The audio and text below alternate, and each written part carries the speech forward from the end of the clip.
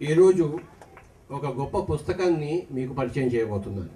నా చేతిలో ఆ పుస్తకం ఉంది. ఈ పుస్తకాన్ని చెప్పండి కొట్టండి.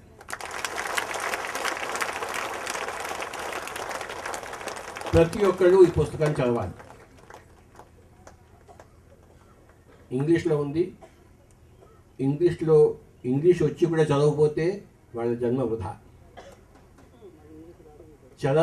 చదివి ఇంగ్లీష్ రాని వాళ్ళకి చెప్పకపోతే మళ్ళీ వాళ్ళ జన్మ వృధా. దానికోసం ఈరోజు ఈ పుస్తకం పేరు ఏమిటంటే నేను చెప్తాను, అందరూ గట్టిగా చెప్పాలి. థయూబా ప్రాఫెసీ. థయూబా ప్రాఫెసీ. ఇంకోసారి చెప్పండి, థయూబా ప్రాఫెసీ. ఓకే. ఈ పుస్తకం ఏంటంటే మైకేల్ అనే అతన్ని ఒకరోజు ఆయన రాత్రి పడుకున్నప్పుడు పెళ్ళాంతో సహా ఒక వాయిస్ వినబడుతుంది ఆయనకి, నువ్వు ఇంట్లోంచి బయటికి రా అని చెప్పేసి, వెనకాల గార్డెన్లోకి. రాత్రి అర్ధరాత్రి లేస్తాడు. నువ్వు రూమ్లోంచి బయటకు వచ్చే లోపల కాగితం మీద రాయి, నేను కొన్ని రోజుల వరకు రావటం లేదు, బయటికి వెళ్తున్నాను అని పుస్తకం కాగితం పెన్సిల్ రాయి అని చెప్పాడు. అలా పోయి ఒక కాగితం మీద రాస్తాడు పెళ్ళానికి, నేను ఎక్కడికి వెళ్తున్నానో తెలియదు కానీ కొన్ని రోజులు వెళ్తున్నాను, నువ్వేం గాబరా పడొద్దు అని చెప్పేసి.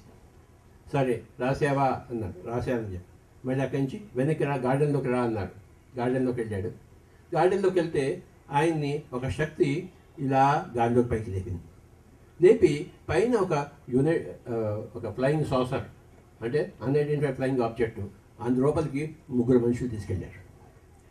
ఆ మనుషులు ఎలా ఉందంటే మన శరీరానికి డబుల్ సైజ్ ఉంటారు వాళ్ళు.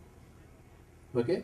సో వాళ్ళు తీసుకెళ్ళి మేము మిమ్మల్ని థయూబా ప్లానెట్ అనేది ఆ ప్లానెట్ దగ్గర తీసుకెళ్తున్నాము అని చెప్పారు.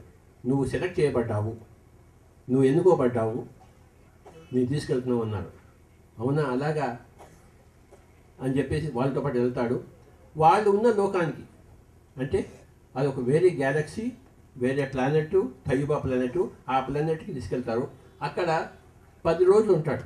10 రోజులు ఉండి మళ్ళీ వాళ్ళు ఇక్కడ చూసినవన్నీ, ఇక్కడ నేర్చుకున్నవన్నీ నువ్వు భూమండలంలో అందరికీ చెప్పాలి అని చెప్పేసి అవన్నీ చూపించి మళ్ళీ తిరిగి వచ్చి వాళ్ళ ఇంటి దగ్గర దింపేస్తారు. పెళ్ళాం అడుగుతుంది, ఎక్కడ పోయావా అని చెప్పేసి. నేను అక్కడికి వెళ్ళానంటే కథలు చెప్తావు, అసలు ఎక్కడ పోయావు చెప్పుతాను. నేను ఎక్కడికి పోలేదు, వేరే గ్రహాంతరానికి పోయేసి వచ్చాను చెప్తాడు. కనుక ఈ పుస్తకాన్ని అందరూ చదవాలి. ఎందుకంటే ఇక్కడున్న వాళ్ళందరూ కూడాను, మనమందరం కూడాను వచ్చే సంవత్సరమో ఆ ప్లానెట్కి వెళ్తాం అందరం కలిసి. కనుక ఆ వెళ్తున్నప్పుడు దారిలో కంప్యూటర్లు అవన్నీ ఉంటాయి కదా, అందులో కొన్ని అక్షరాలు చూస్తే అరబిక్ అక్షరాలు ఉంటాయి. అంటే మీరు మా ఎర్త్ ప్లానెట్ నుంచి మా లాంగ్వేజ్ మీరు తీసుకున్నారా అని అడుగుతాడు. నాయన, మీ ఎర్త్కి ఆ లాంగ్వేజ్ ఇచ్చిందే మేము అన్నారు వాళ్ళు. మేము తీసుకోవడం కాదు, ఇచ్చిందే మేము అన్నారు. అలాగా ఆ తర్వాత భూమండలం మీద కొన్ని లక్షల సంవత్సరాల కనుక మొట్టమొదటి మానవుని ప్రవేశింపజేసింది కూడాను మేమే అని చెప్పారు వాళ్ళు. కనుక అప్పటి నుంచి ఇప్పటిదాకా కొన్ని లక్షల సంవత్సరాల నుంచి మానవ జాతి ఎలా ఉండింది, భూమి మీదకి ఎలా వచ్చింది, అవన్నీ ఇందులో ఉన్నాయి. ఇది అందరూ చదవాలి.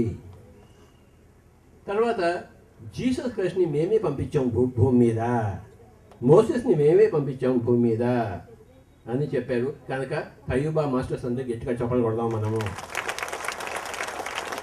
అక్కడ ఒక చోటుకి తీసుకెళ్తారు ఈ మైకేల్ని. ఒక గ్లోబ్ లాంటిదో, ఒక ద్రవ పదార్థంలో ఎన్నో శరీరాలు ఉంటాయి. ఆ శరీరాలు ఒకరిని చూపించేసి ఈ శరీరాన్ని గుర్తుపట్టగలవా అన్నాడు. ఎవరు స్వామి అంటే, మీ జీసస్ క్రైస్టే ఈ శరీరం వాళ్ళు ఇక్కడి నుంచి తీసుకెళ్ళి అక్కడ జాగ్రత్త పెట్టారు వాళ్ళు. కనుక ఇక్కడి నుంచి మాయం చేసి వాళ్ళ లోకానికి తీసుకెళ్ళేసి వాళ్ళ ప్లాన్ తీసుకెళ్ళి అక్కడ పెట్టారు. కనుక మనం అందరం ఎప్పుడు కావాలంటే అప్పుడు మనం ఆ లోకానికి వెళ్ళి జీసస్ క్రైస్ట్ యొక్క శరీరం చూసుకోవచ్చు. ఇలాంటి వింతలు కోకోలల సృష్టిలో ఇది ఒక పుస్తకం అలాంటిది. వాళ్ళు ఏం చెప్పారంటే, కొన్ని లక్షల సంవత్సరాల కిందట కాంటినెంట్ ఆఫ్ మూ అని ఉండేది. ఇప్పుడు పసిఫిక్ ఓషన్ ఎక్కడుందో, శాంతి మహాసముద్రం ఎక్కడుందో అక్కడ ఒక పెద్ద ల్యాండ్ ఉండేది. అక్కడ మేము ఒక పిరమిడ్ నిర్మించాము. ఆ పిరమిడ్ హైట్ ఎంత తెలుసా? 440 meters. అంటే ఎంత? 440 meters, 1400-1500 అడుగుల హైట్. అర్థమైందా? దాని విస్తీర్ణం ఎంత ఉంటుందంటే 115 ఎకరాల మీద ఉంటుంది ఆ పిరమిడ్. కనుక అప్పటి నుంచి కూడాను ఈ పిరమిడ్ టెక్నాలజీ ఉంది. మనం దాన్ని తిరిగి తీసుకొస్తున్నాము భూమండలం మీద. ఆ టెక్నాలజీని మళ్ళీ మనం అందరం కలిసి ఈ టెక్నాలజీ తీసుకొస్తున్నాము.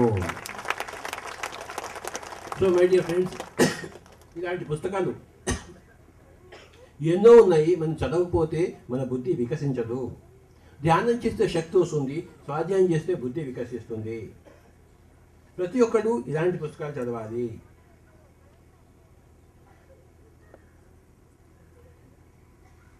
ఒక కాపీ తీసుకొచ్చాను. ఈ పుస్తకాన్ని మీ అందరి తరఫున ప్రొఫెసర్ రఘునాథరావు గారికి ఇస్తున్నాను. వాళ్ళు సుమారు 35 సంవత్సరాల కిందటే ఒక కళ్యాణ యుగం రాకపోతుంది, ఒక 1,44,000 మంది మాస్టర్స్ కలిపి చేస్తారట అని 35 ఏళ్ళ కిందటే ఆయన తెలుసుకుని ఆయన వెయిట్ చేస్తున్నారు. మరి పిరమిడ్ స్పిరిచువల్ సొసైటీ మూమెంటే ఆ 1,44,000 మంది ఇక్కడ మాస్టర్స్ ఎవరెవరు ఉన్నారో వాళ్ళందరూ కూడాను ఆ మూమెంటే పిరమిడ్ స్పిరిచువల్ సొసైటీ భూమిని కళ్యాణ యుగంగా మార్చడం కోసం ఎన్నో సొసైటీస్ వచ్చాయి. కానీ అన్ని సొసైటీలో కన్నా అగ్రగామిగా ఉన్న సొసైటీ మన సొసైటీ పిరమిడ్ స్పిరిచువల్ సొసైటీ.